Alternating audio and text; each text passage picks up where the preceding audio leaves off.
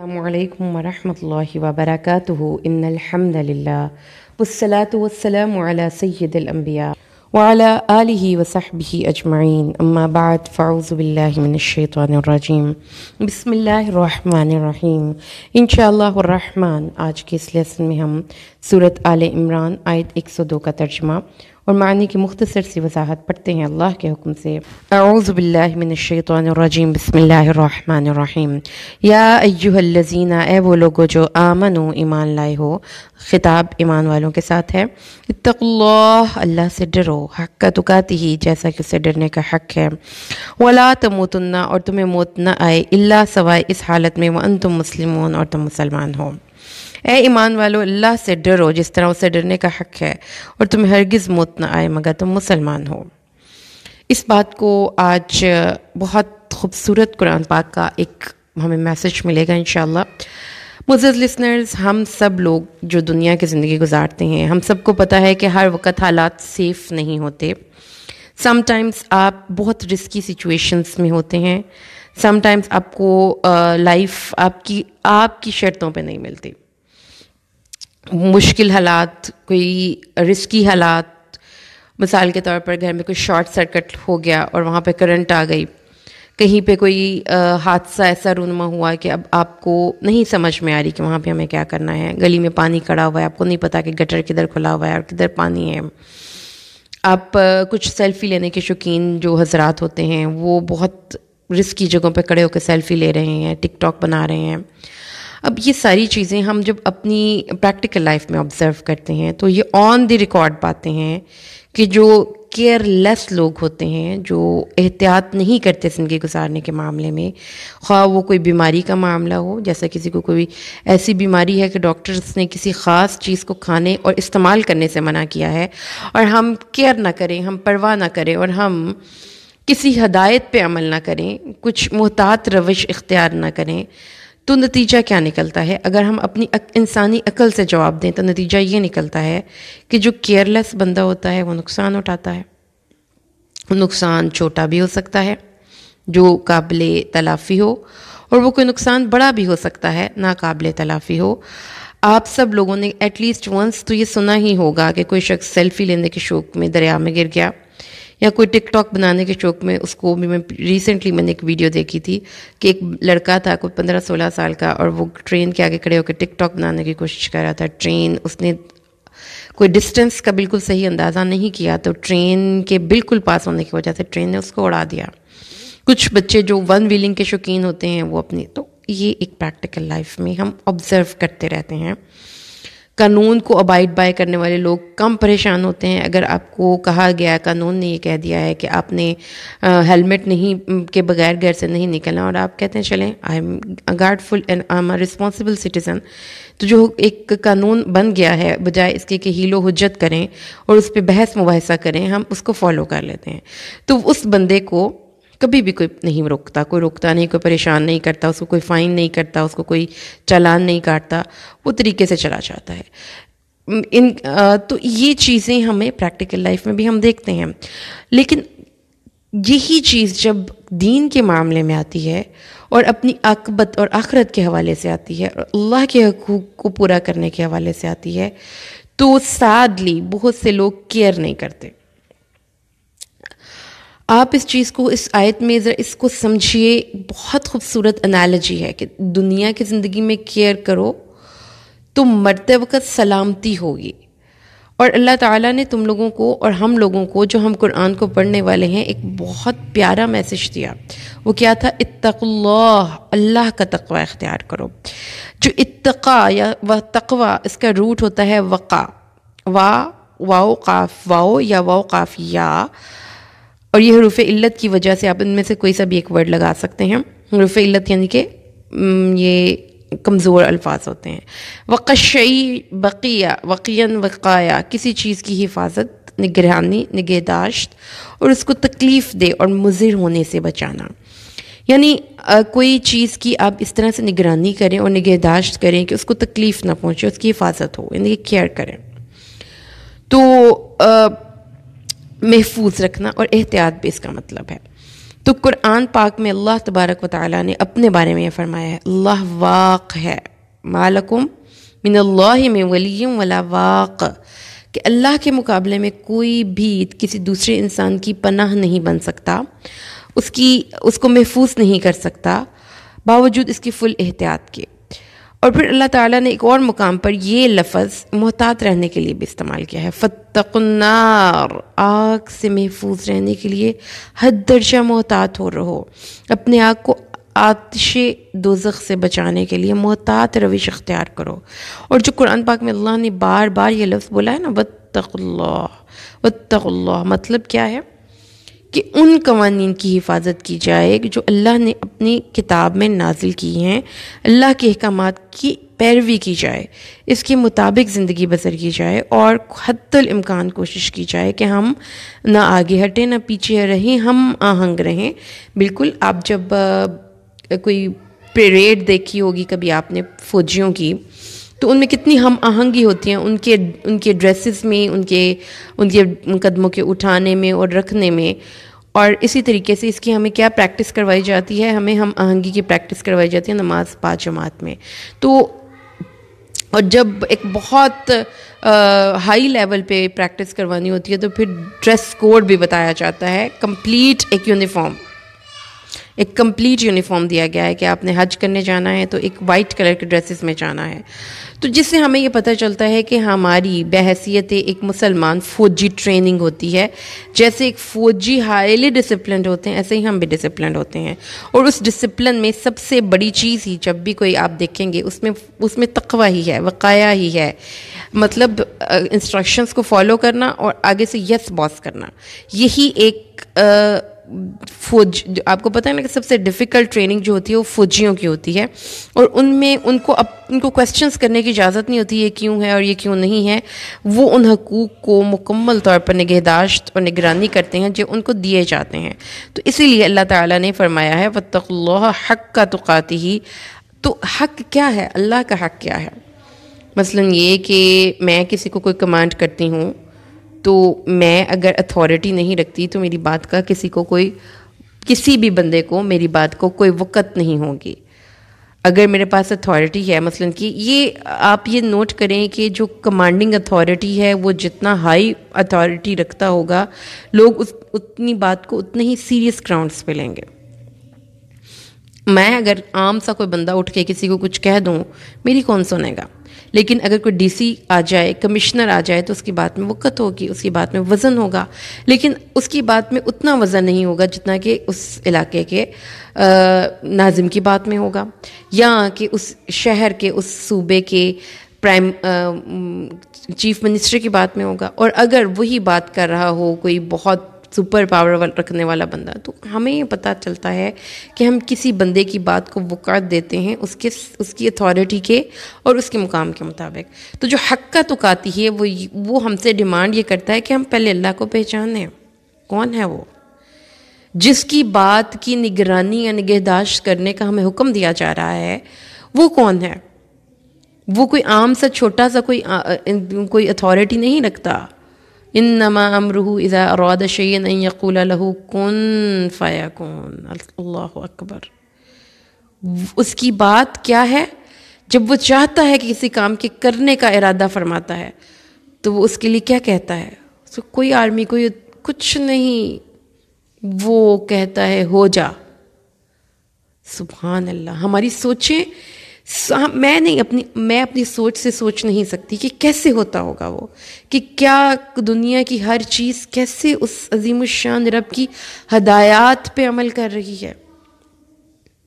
آپ دیکھیں نا کہ اس دنیا کو چلانے کا اصول آپ دیکھ رہے ہیں، مثلا کہ ایک رسی میں نے اگر بازار سے لے کر آئی ہوں تو اس رسی کو جس مقصد کے لیے بنانے والے نے بنایا ہے، اس رسی نے اپنے اس مقصد کو پورا کرنا ہے۔ میں اس کو دیوار پہ لٹکا دوں، میں اس کو چارپائی کے اندر ڈال دوں، میں اس پہ کپڑے بنانے والی تار بنا لوں، اس رسی نے آگے سے یہ نہیں کہنا بھائی میں نے تو نہیں یہاں پہ لٹکنا، مجھے تو کہیں اور جگہ جا کے لٹکاؤ، میں ہی لٹکوں یہاں پہ، کوئی اور کیوں نہیں لٹک رہا؟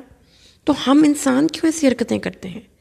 ایک عورت کو اللہ نے پیدا کیا ہے کہ وہ مردوں سے مرد کو اللہ نے اس کے اوپر ایک درجہ فوقیت دی، عورتوں کی زبانیں چلتی ہیں، کیوں بھائی؟ ہم کیوں ان سے انفیریئر ہیں؟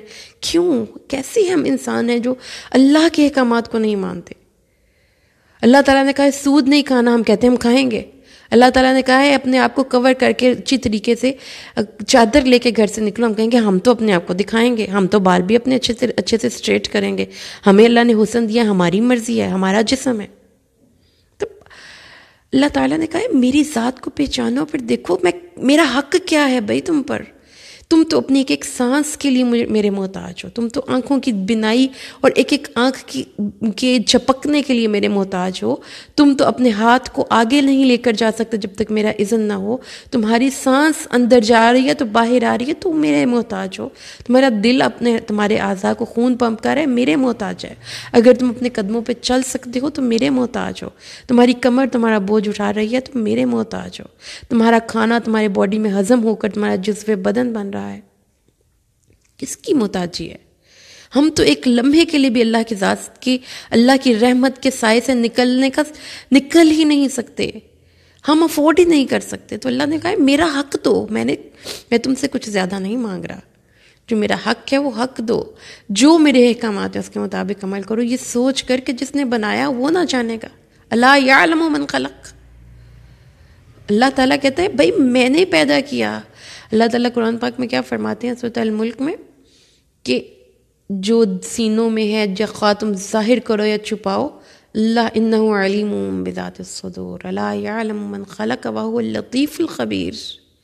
لطیف کیسا ہے؟ وہ ہمارے پاس ہے لیکن اس کی موجودگی کا ہمیں احساس تک نہیں ہوتا، اتنا لطیف۔ اور خبیر جو سینوں کے بھید ہیں اور اندر تک کی باتیں وہ جانتا ہے۔ کس کی؟ کسی ایک انسان کی نہیں، کائنات میں بسنے والی ایک ایک مخلوق کی، صرف انسانوں کی نہیں، پرندوں کی، حشرات الارض کی۔ چونٹیاں اللہ سے دعائیں مانگتی ہیں، درندے چرندے اللہ سے دعائیں مانگتے ہیں، پرندے اللہ سے دعائیں مانگتے ہیں۔ اللہ تبارک و تعالیٰ نے حشرات الارض کا رب وہ، مچھلیوں کا رب وہ، آبی مخلوق کا رب وہ، آسمان میں بسنے والے فرشتوں کا رب وہ، ہواؤں پہ اس کی حکمرانی، زمین کے ذرے ذرے پہ وہ حکمران۔ انا الملک، وہ مالک بھی ہے اور وہ ملک بھی ہے، وہ بادشاہت بھی ہے اور وہ ہر چیز کو اس کے قبضے میں ہے، وہ مالک ہے، وہ جس کو چاہے ہر چیز نواز دے۔ اللہ کہتے ہیں میرے سے ڈرو، میرے احکامات کو لے کر کھڑے ہو جاؤ، قائم بامر اللہ ہو جاؤ۔ جو کائنات کی ایک ایک چیز کرتی ہے، سورج، چاند، ستارے، سمندر، ہوائیں، ایک چھوٹا مچھر سے بھی چھوٹی مائکروسکوپک چیز، کووڈ-19 کا جرم، اللہ اکبر، وما یعلم جنود ربک الا ہو، اللہ کے لشکر صرف وہی جانتا ہے۔ تو کیسے ہم بے کیئرلیس ہونا افورڈ کر سکتے ہیں؟ فلا تموتن الا وانتم مسلمون، جب موت کا فرشتہ آ کر ہمارے جسم سے ہمارے اختیارات چھین لیتا ہے، اس کے بعد کون ہے اختیار رکھنے والا؟ سوچے تو صحیح ذرا، اس باڈی کو نہلائیں یا اس کو آگ میں ڈال کر جلا دیں یا اس کو سمندر میں بہا دیں، وہ جسم کیا اپنے جسم پہ اختیار رکھتا ہے؟ اس جسم کو کیڑے کھا جائیں یا اس کو کوئی اختیار نہیں ہوگا۔ یہ جو مختصر سے لمحوں میں اختیار ہے، اس میں اللہ کہتا ہے مجھ سے ڈر کے زندگی گزارو، پھر دیکھنا کہ تمہارا تو بیسٹ ورژن تمہیں ملے گا ہی آخرت میں، جو تم چاہتے ہو حاصل کر لینا، بس تھوڑا سا وقت۔ کتنا تھوڑا سا وقت؟ اللہ تعالیٰ کہتے ہیں جب ہم قیامت والے دن اللہ کے پاس جائیں گے، اللہ کہے گا، لوگ آپس میں باتیں پتہ کیا کریں گے چپکے، ہم تو شاید ایک دن یا دن کا کچھ حصہ 10 دن رہ کے آئے ہیں، اور جو بڑے عقل مند درمیان میں ہوں گے کہیں گے وہ نہیں ہوئے، صرف ایک دن رہ کے آئے ہیں۔ آخرت میں جا کر دنیا کی زندگی صرف ایک صبح یا ایک شام لگے گی۔ تو کیا کم ہے اس دنیا کا معزز لسنرز؟ بہت بھی مل جائے تو تھوڑا ہے کیونکہ وہ ختم ہو جانے والا ہے، اور اس دنیا کا تھوڑا بھی مل جائے تو بہت ہے کیونکہ وہ ہمیشہ رہنے والا ہے۔ سودا نہ کریں گھاٹے کا، اللہ کے دین کے لیے وقت نکالیں، یہ آپشن نہیں ہے۔ میں بار بار آپ کو یہی ایک بات کہوں گی، کتاب اللہ کو پڑھنا آپشن نہیں ہے، کتاب اللہ کو پڑھنا فرض ہے، ہم سب پہ فرض ہے، کیونکہ ہمیں پتہ چلے کہ ہمارے لیے ہدایات نامے کیا ہیں، کہاں کھڑا ہونا ہے، کہاں بیٹھنا ہے، کہاں سونا ہے، کہاں جاگنا ہے۔ وَلَا تَمُوتُنَّ إِلَّا وَأَنْتُمْ مُسْلِمُونَ، اللہ کو اس کا حق دو، اسی مالک سے ڈرو، اس کے احکامات کو لے کر کھڑے ہو جاؤ، قانون الہی کی رہنمائی چھوڑ کر دوسری راستے اختیار نہ کرو، اللہ کے احکامات کے ساتھ مکمل طور پر ہم آہنگی اختیار کرو، ہم آہنگی اختیار کرو، کیونکہ تقوی کے مقابلے میں سورۃ صاد میں فجار کا لفظ آیا ہے، اور فاجر وہ ہے جو پھٹ کر الگ ہو جائے۔ لہٰذا متقی وہ ہے جو اس ضابطے کے ساتھ چپک جائے، ممتسک ہو جائے، جس کے ساتھ ہم آہنگ ہو جائے، پھٹ کر ڈس انٹیگریشن نہ ہو، انٹیگریشن ہو، وہ کسی چیز سے ڈس انٹیگریٹ نہ ہو، ہر حال میں اس ضابطے کے ساتھ اپنے آپ کو چمٹائی رکھے۔ اس اللہ تعالیٰ نے فرمایا ہے اللہ تعالیٰ نے فرمایا ہے انسانی ذات میں دونوں صلاحیتیں ہیں، وہ انٹیگریشن کی بھی اور ڈس انٹیگریشن کی بھی۔ فَأَلْهَمَهَا فُجُورَهَا وَتَقْوَاهَا، اللہ نے انسانی پرسنالٹی میں دونوں ٹینڈنسیز رکھے ہیں، وہ اس ضابطے کے ساتھ چپک بھی جاتا ہے، اور جب چپکتا ہے تو معجزاتی طور پر بلال حبشی جیسا کردار ہمارے سامنے آتا ہے، جو کسی صورت اپنے ایمان پہ کمپرومائز کرنے کے لیے تیار ہی نہ تھے۔ ان جیسی مشکل زندگی بھی کیا کسی کی ہوگی؟ سوچیں تو صحیح، اتنا صبر۔ خباب کی زندگی پڑھ لیجئے، حضرت سمیہ جو اسلام کی پہلی شہیدہ تھیں، ان کی زندگی پڑھ لیجئے، کیسے انہوں نے اپنے آپ کو ایک ضابطے کے ساتھ ممتسک کر لیا، نہیں چھوڑنا۔ اللہ تعالیٰ نے پھر ایسے لوگوں کو مثال بنا دیا، اور پھر تک اور فجور بھی ہیں، کچھ لوگ پھٹ کر علیحدہ ہو جاتے ہیں، اور جب لکڑی پھٹتی ہے تو وہ کس ورڈز کی رہتی ہے؟ کوئی کپڑا آپ کاٹیں یا پھاڑیں، فائدہ مند نہیں ہوتا۔ اللہ تعالیٰ نے فرمایا ہے جب ہم اللہ کے ساتھ جڑتے ہیں تو پھر جو ہماری پرسنالٹی میں گروتھ ہوتی ہے، ڈیولپمنٹ ہوتی ہے، کنسنٹریشن، کرسٹلائزیشن ہوتی ہے، جو ارتکاز پیدا ہوتا ہے، وہ تو اللہ تبارک و تعالیٰ کی طرف سے دنیا کو ایک معجزاتی انسان دیتا ہے۔ اللہ کے نبی کے صحابہ کرام، ایک ایک صحابی کو اٹھا کر دیکھ لیجئے، ہیرے تھے وہ۔ کیوں تھے؟ انہوں نے اپنی ذات میں تقوی اختیار کیا، اور یہی ایک بنیاد ہے۔ اللہ تعالیٰ کو ہمارے اعمال کی کثرت نہیں چاہیے، اللہ تعالیٰ کو ہمارے مال کی کثرت نہیں چاہیے، اللہ کو ہمارے اعمال میں تقوی چاہیے۔ کوشش کرتے رہیں اپنی بیسٹ شو کرنے کی، کسی بھی سچویشن میں جو اللہ جس حال میں رکھے اس میں اپنے آپ کا بیسٹ شو کرنے کی کوشش کرتے رہیں، کیونکہ یہی ہے انسانیت کی معراج، کہ جس نے بنایا ہم اس کے سامنے سر اطاعت خم کریں، ہم اپنے خالق کو پہچانیں، ہم اپنے مقصد تخلیق کو پہچانیں، ہم یہ جانیں کہ اس نے ہمیں بنایا کیوں، کس لیے ہمیں اس دنیا میں بھیجا، مجھے اللہ نے کیوں بنایا؟ اپنا بندہ بنانے کے لیے، یہ دیکھنے کے لیے الذی خلق الموت والحیات لیبلوکم ایکم احسن عملا۔ تو اللہ تعالیٰ نے فرمایا ہے احسان کی درجے میں نیک کام کرو۔ متقین وہ ہیں جو غلط روش کی یعنی آپ ایک غلط راستے پر چلتے ہیں تو انسانی عقل کیا جواب دیتی ہے؟ اس کا نتیجہ کیا ہوگا؟ اگر ایک آدمی ٹرین کے آگے جا کے کھڑا ہو جائے تو کیا انسانی عقل اس کو کہے گی؟ اس کے تباہ کن نتائج نکلیں گے۔ تو جب آپ دنیا میں ایک اصول کو دیکھ لیتے ہیں تو کیا جب ہم آخرت کی زندگی کے بارے میں پرواہ نہیں کرتے تو نتیجے کیا تباہ کن نہیں نکلتے؟ ہم اپنی تعمیری صلاحیتوں کو تخریبی راستوں پر لگاتے ہیں تو نتیجہ کیا نکلے گا؟ کیا ہماری ذات کی ڈیولپمنٹ اور نشو و نما ہوگی؟ ایسا تو نہیں ہو سکتا۔ لہذا تقوی والا بندہ وہ ہے جو اس وقت قدم اٹھائے جب اس کو فائدہ ہو۔ تقوی والا بندہ وہ ہے کہ جیسا اگر آپ کے پاؤں میں جوتا فٹ نہیں آ رہا اور آپ تنگ جوتے میں پاؤں لے کے پھر رہے ہیں تو یہ تقوی نہیں ہے۔ آپ اپنے سچویشن، آپ اپنے حساب سے جوتے کو فٹ کرتے ہیں تاکہ آپ کی زندگی میں آپ اپنی اس جوتے سے میکسیمم فائدہ اٹھائیں۔ تو اللہ نے جو ہمارے لیے دین اسلام مقرر کیا، اگر اس میں کچھ پابندیاں بھی ہیں تو صرف اور صرف ہمارے فائدے کے لیے، بالکل ہمارے فائدے کے لیے. لیکن جو انسان خود بخود خاردار راستوں پر چڑھنا چاہے، گھاٹیوں اور خطرناک راستوں پر چلنا چاہے، تو اس بندے کو خطرے سے کوئی نہیں روک سکتا. خطرے سے رک وہی بندہ جاتا ہے جو خود محفوظ رہنا چاہے، جو صحیح اور غلط کا امتیاز کر کے صحیح راستے کا انتخاب کرے. ورنہ خودکشی کرنے والے بھی تو دنیا میں موجود ہی ہیں. اس کو غلط راستہ، وہ خود اپنی پسند سے غلط راستے کا چوائس کرتا ہے. تو لہٰذا وہ اس کو یہ کہنا تو پھر بالکل بیکار ہوگا نا کہ یہ پوائزن ہے، یہ مہلک ہے، کیونکہ وہ اس سے بچنا ہی نہیں چاہتا خود. تو اس لیے اللہ تعالیٰ نے یہی بتایا سواء علیہم انذرتہم ام لم تنذرہم لا یؤمنون. بات یہ ہے کہ خطرات سے آگاہی اس بندے کے لیے فائدہ مند ہے جو خطرے سے بچنا چاہتا ہے. جو بندہ خطرے سے نہیں بچنا چاہتا، اس بندے کو تباہیوں اور ہلاکتوں میں جانے سے کون روک سکتا ہے؟ اس لیے اللہ تعالیٰ نے قرآن پاک میں فرمایا، قرآن پاک میں جب ہم پڑھتے ہیں ربنا آتنا فی الدنیا حسنۃ وفی الآخرۃ حسنۃ وقنا عذاب النار، تو اس میں بھی ہم اللہ سے اس نگہداشت کی بات کرتے ہیں، یا اللہ ہمیں بچا لے، یا اللہ ہم نہیں بچ سکتے تو بچا لے. پھر اللہ تعالیٰ کہتے ہیں قو انفسکم واہلیکم نارا، بچو اس آگ سے بچو جس کا وقودها الناس والحجارہ، جس کا ایندھن انسان اور پتھر ہیں. اللہ تعالیٰ نے فرمایا وقہم السیئات، یا اللہ ان کو برائیوں سے بچا لے. ومن تق السیئات یومئذ فقد رحمتا، یا اللہ جو اپنی برائیوں سے ڈر کر زندگی گزارے، اس کو پتہ ہے ایک ٹینڈنسی ہے میرے اندر. مطلب آپ دیکھیں کہ آپ کسی جگہ پر جائیں اور وہاں پر ایک ایسا سوئچ لگا ہوا ہو جس کو آن کرنے سے آپ کا گھر میں تباہی آ جائے گی، تو آپ اس سوئچ کے قریب بھی نہیں چاہتے. آپ کتنے چھوٹے بچے ہیں، وہ کسی بھی کیا کوئی مدر یہ دیکھتی ہے کہ کوئی بچہ جو ہے وہ بجلی کے سوئچ میں انگلیاں دے رہا ہو اور ہم کہیں دے لو کوئی بات نہیں، تو روکتے نا نا نا نا نا نا خطرہ، او اس کے پاس نہیں جانا.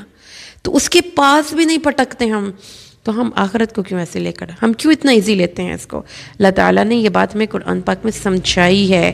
یاد رکھیے گا، جو اللہ کے لیے اپنی زندگی گزارتا ہے اسی کی علم و بصیرت اس کو فائدہ دیتی ہے، اسی کی عقل اس کو سمجھاتی ہے، اسی کی علم و بصیرت اس کے لیے ایک ایسا پروگرام ہے جس کی بنیاد پر وہ درست اور غلط میں فرق کر سکتا ہے کہ انسان. تو اسی لیے اللہ انسان کو علی وجہ بصیرہ دعوت دیتا ہے اور مؤمنین کی یہ خصوصیت بتاتا ہے کہ وہ اپنے اندھے اور بہرے ہو کر قوانین خداوندی کے سامنے نہیں گر پڑتے. یہ ہے تقوی. اور اللہ کہتا ہے کہ اللہ سے ڈرو، اللہ سے ڈرو، اس کو پہچان کے ڈرو. معزز لسنرز، آئیے اللہ سے دعا کریں، یا اللہ ہمیں اپنی ذات کا تقوی نصیب فرما، ہمیں علم کے راستے پر چلا اور ہمیں اپنی ذات کی معرفت نصیب فرما جیسا کہ تو ہے، تاکہ ہم تجھے سمجھ کر تجھ سے ڈرے. کیونکہ اللہ فرماتا ہے انما یتق اللہ، انما یخش اللہ من عبادہ العلماء، اللہ سے اس کے عالم بندے ڈرتے ہیں. اللہ ہمیں علم کے راستے پر چلا. آمین. بارک اللہ لی ولکم فی القرآن الحکیم ونفعنی وإیاکم بالآیات والذکر الحکیم. السلام علیکم ورحمۃ اللہ